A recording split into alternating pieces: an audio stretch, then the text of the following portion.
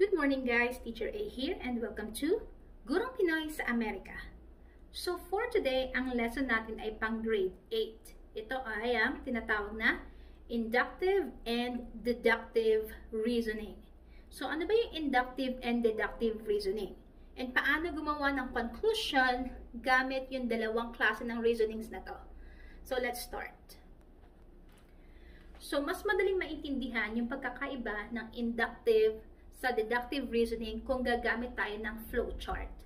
So, paano ba yun? So, halimbawa, mag-start tayo dito sa mga specific cases.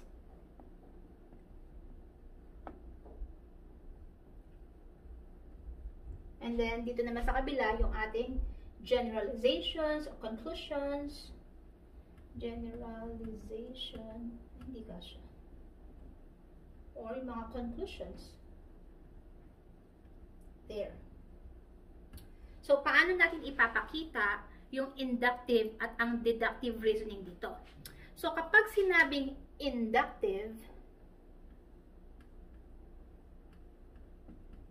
so sa inductive reasoning, nag-i-start tayo doon sa mga specific cases. Chine-check natin yung mga examples, hinahanap natin yung trend, tsaka yung pattern, and then, kung ano yung makikita natin, yung ginagamit natin para makapag-conclude. Okay? Nagko-conclude tayo based dun sa patterns, sa trends na nakita natin sa mga examples through observations. Okay? Kabaliktaran naman niya yung deductive. So, kapag naman deductive, dito, ginagamit natin yung mga generalizations, yung mga conclusions, yung mga theorems, postulates, yung mga alam nating universal truth, and then ina-apply natin siya sa mga specific cases, sa mga specific na examples. So, magkabaligtad sila. So, let's have examples para mas madali nating maintindihan. So, number one example, dun muna tayo sa inductive reasoning. Ulitin natin. Kapag sinabing inductive reasoning, tayo ay gumagamit or hinahanap natin yung trend, yung pattern, doon sa mga past experiences, sa mga specific cases, and then ina-apply natin siya, gumagawa tayo ng conclusion or generalization based doon sa na-obserbahan nating pattern or trend. Example number 1. Every quiz has been easy. Therefore, the next test will be easy. So, paano siya naging inductive? Kasi na-observe mo, nasa simula pa lang, yung mga quiz na binibigay, madadali na. Okay? So, yun yung nakita mong pattern, yun yung nakita mong trend, lahat ng test madali. So, therefore, nag-conclude ka na yung susunod na test ay madali lang din. Kasi yun yung nakita mong pattern sa dating mga quizzes. Okay? So, example number 2. So, ito ang ating second example. 10, 20, 30, 40. Therefore, the next number is 50. So, bakit? Kasi, doon sa given, nakita mo na yung pattern ay by 10. So, nagdadagdag lang ng 10. So, therefore, nag-conclude ka na ang susunod ay 50 kasi mula doon sa last number na 40, lalagyan or dadagdagan mo lang siya ng 10. Kaya, 40 plus 10 ay 50. So, ganun lang siya kasimple. Last example. Okay, so number 3. A child's teacher in preschool was a male.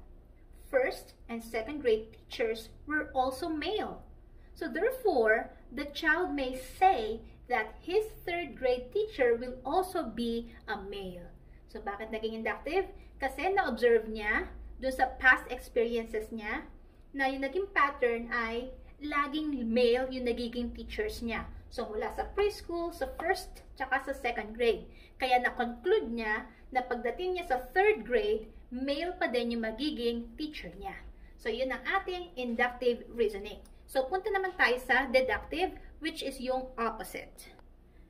Okay, so just a quick review. Kapag sinabi yung deductive reasoning, ito naman ay ginagamit natin yung alam na natin na universal truth, yung mga generalizations, yung mga conclusions, theorems, postulates, para i-apply natin siya doon sa specific case.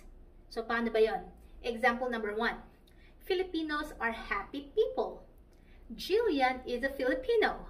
Therefore, Jillian is a happy person. So, paano siya naging deductive?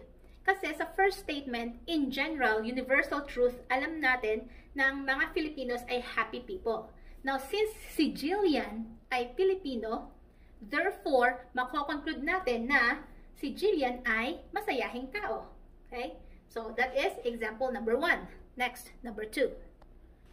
So, number 2, right angles measure 90 degrees. Angle LOY is a right angle. Therefore, angle LOY measures 90 degrees. So, alam naman natin na lahat ng right angles, ang measurement nila ay 90 degrees. So, kung si angle LOY ay right angle, therefore, yung measurement niya ay 90 degrees din. Kasi right angle siya. Okay? Last example. Okay, next.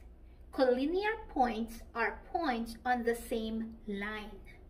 So, points JHO are collinear. Therefore, points JHO are on the same line. So, bakit? Kasi alam natin na lahat ng collinear points, kaya nga collinear, nasa iisang line sila.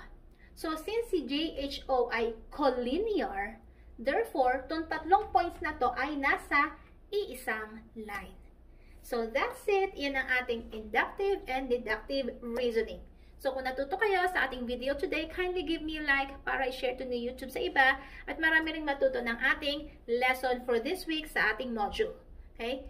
So, paalam! See you on my next video!